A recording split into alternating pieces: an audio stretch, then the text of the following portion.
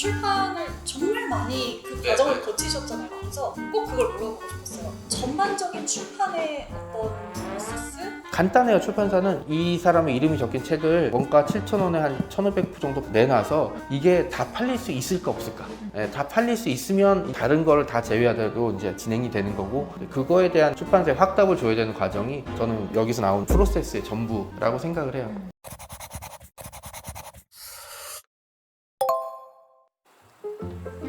안녕하세요. 저는 찌라고요. 오늘 여기서 정명섭 작가님이랑 인터뷰하려고 준비하고 있습니다. 오늘 촬영할 공간인데요. 너무 따뜻하고 예쁜 그런 공간에 오게 돼서 예쁘게 촬영도 하고 작가님한테 좀 여쭤볼 수 있을 것 같아요. 자,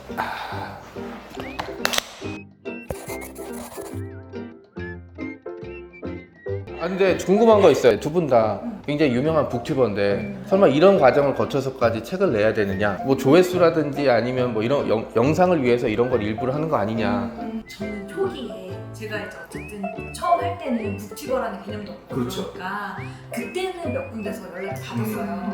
근데 그때 거의 공통적으로 책 빨리 읽는 거, 빨리 맞아. 많이 읽는 거, 네, 맞아. 그런 기획으로 이제 제안을 주셨는데 후회하고 있나요 지금? 그때는 뭔가 쓸거리가 없어요 내 안에. 근데 이제 지금은 쓸거리가 있어서라기보다는 써야 된다라는 생각이 좀 드는데, 이제는 진짜 아무도 사실 출판사들은 관심이 없거든요. 감독님은? 거의 똑같아요. 그러니까 제안이 오는 형태가 정말 똑같고, 저도 그때 당시 제가 책을 쓰고 싶긴 하지만 그런 거에 대해서 제가 쓸 수가 없다 전에 한두 번 거절한 적이 있었고, 그 뒤로는 조그마한 짧은 글들에 대한 청탁은 와요. 그렇지만 책의 형태로는 오지 않는 게, 제가 막 엄청난 인스타 셀럽이 아닌 이상 출판사 입장에서도 상당히 큰 모험이잖아요. 이거는 내가 완전 셀럽이 되지 않는 이상 내가 뭔가를 기다려서는 당연히 안 되겠다. 책을 되게 많이 소개해보면 네, 좋은 책도 있고 네. 이건 좀 시간 아깝다 네. 이런 책들이 네, 분명히 있거든요. 그러다 보니까 더 책 쓰는 게 어려운 것 같아요. 그래서 책을 써도 될까라는 게 가장 큰 어려움이거든요. 책을 써야 될 조건은 몇 가지 있어요. 처음에 한글을 완벽하게 알아야 되고요. 그 다음에 출판사에서는 원고 대신에 이제 그 파일을 받으니까 아래 한글이나 이를 해서 이메일을 보낼 수 있는, 컴퓨터를 다룰 수 있는 능력이 있어야 돼요. 이 두 가지 정도만 되면은 누구나 다 글을 쓸 수 있다고 생각을 하고요. 유일한 조건은 이거라고 생각해요. 내가 왜 글을 써야 되는가. 여기에 대해서 본인이 스스로 확답을 낸다면 뭐 아마존의 나무한테 미안할 필요 없고요. 다른 사람의 시간을 빼앗는 거에 대해서도 크게 뭐 신경 쓸 필요는 없을 거라고 생각해요. 내가 과연 왜 글을 써야 되는가라는 거에 대해 스스로 질문하고 거기에 대한 해답을 얻는 게 첫 번째라고 생각해요. 글쓰기에 대한 자격에 대한 질문이 오는 그런 자격이 따로 있지 않고, 글쓰기는 그런 데 갇혀 있을 만한 존재는 아니에요. 엄청 똑똑하거나 뭐 통찰이 있거나 아니면 뭐 글을 정말 막 잘 쓰거나 그런 글만이 꼭 글을 쓸 수 있는 그런 글만 존재해야 되는 것도 아니다. 글은 항상 세상의 낮은 부분, 어두운 부분을 좀 비춰주는 역할을 해야 된다고 생각을 하거든요.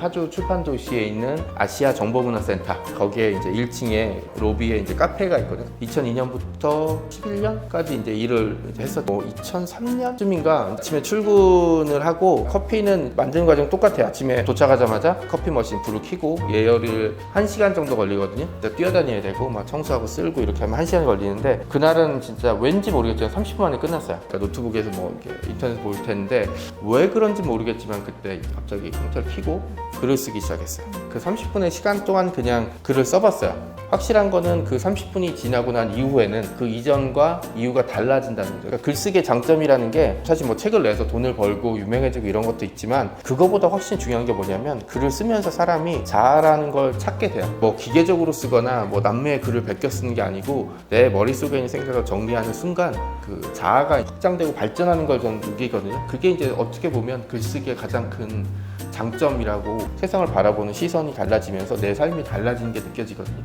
이게 뭔가 드라마틱해요. 인생을 바꾸는 그런 느낌이잖아요. 신기하다.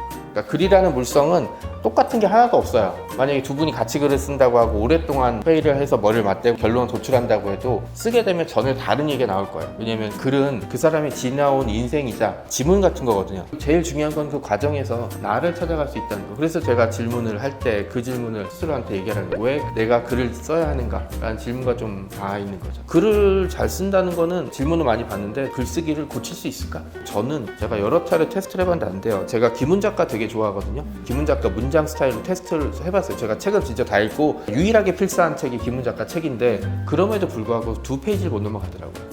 그건 김훈 작가의 인생과 삶의 여정이 담긴 글이고 저희 인생은 제가 아무리 김훈 작가를 좋아하고 존경한다 그래도 전혀 다른 궤적이잖아요. 나만의 글쓰기를 찾아가는 게 중요하고요. 그래서 두 분이 책을 쓸 수 있을까 없을까라는 고민을 할 때 저도 답을 못 내려주는 거죠. 두 분의 명성이라든지 열의는 책을 낼 수 있다고 생각하지만 사실 그게 책을 구성하는 전부는 아닐 거고 그렇게 나온 책이 두 사람을 만족시켜 줄 거냐도 좀 다른 문제. 그런 목마름을 해결하기 위해서 저도 만나고 다른 작가님 만나고 기획서 써보고 이러는 거잖아요. 쉽게 갈 수 있는 방법이 있음에도 불구하고 그죠? 그런 거라고 생각해요. 네. 어떤 출판을 정말 많이 그 과정을 거치셨잖아요. 그렇다면 전반적인 출판 프로세스에 대한 이야기를 가장 잘 해주실 수 있는 분이 아니실까 하는 생각이 들었거든요. 제일 중요한 거는 출판사가 책을 내고 싶다, 너의 책을 내고 싶다라는 의사표명이 먼저 있어야 돼요.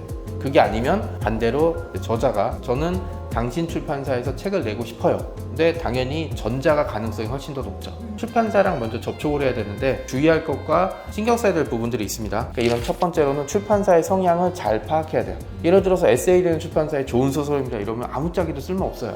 오히려 출판사가 화를 내죠.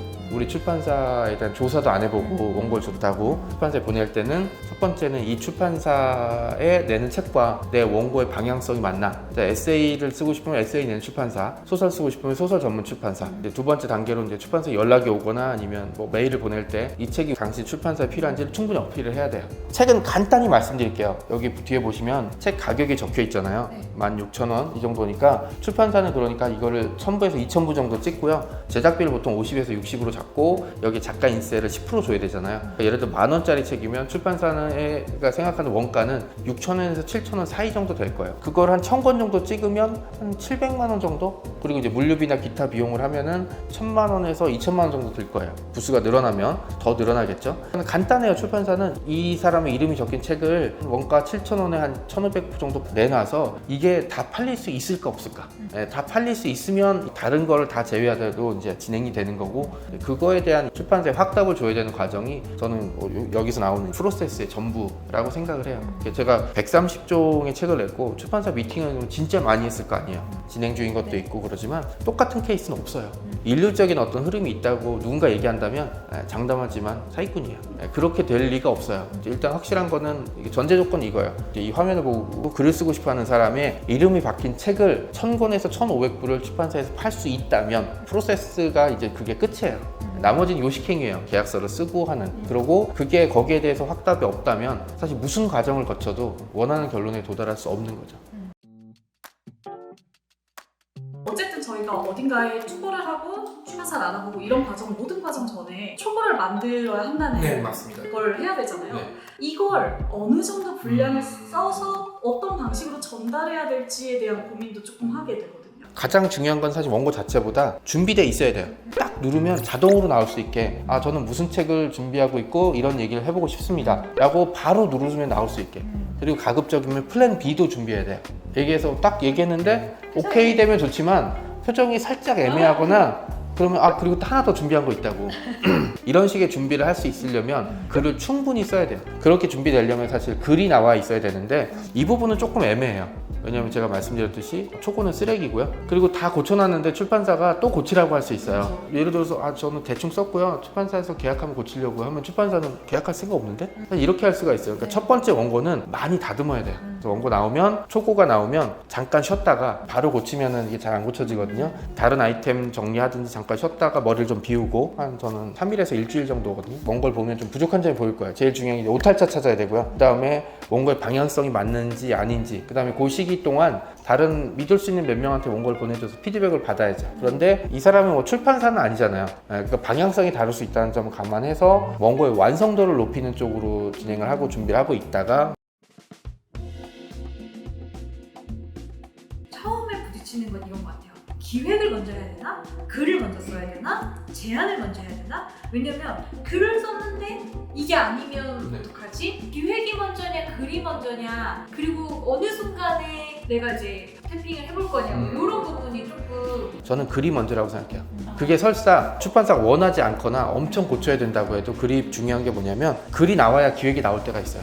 예를 들어서 글쓰기가 경험이 충분하지 않으면 내가 소설이 나한테 맞는지 에세이가 맞는지 인문서가 맞는지 잘 모르고요. 그 다음에 나는 소설은 좋지만 저 사람은 에세이가 나는데? 라는 경우도 있어요. 그러니까 지금 제 생각으로는 어떤 글을 쓰고 싶은지 결정을 내리고 글을 써보고 그 다음에 거기에 맞춰서 기획안을 한번 써보는 게, 기획안은 명확하게 길 필요 없어요. 최소한 2장이고요. 기획안, 예상 독자, 유사 도서, 보고서 형식으로 하고, 기획의도 제외하고 예상 목차나 이런 거는 그냥 1, 2, 3, 4, 특히 타겟 독자나 타겟층은 예상 독자층은 1, 2, 3, 4번을 해서 상대방이 구체적으로 알아볼 수 있게 하면 돼. 예를 들어서 원고는 버리더라도 기획안만 살아남아 있으면 그건 어쨌든 기회가 되는 거니까. 책 한 번 쓰고 내가 쓴 모든 글을 다 보상을 받아야 되겠다라는 생각은 좀 속된 말로 도둑놈신 거고요. 그거를 일단 좀 내려놓고, 글쓰기는 실패의 연속이거든요. 그리고 뭐 한번 그런 잔해들을 딛고 올라가야 된다는 점을 조금 기억하는 게 작가가 되는, 글을 쓰는 사람의 이제 기초적인 첫 번째 루트라고 생각해요. 네.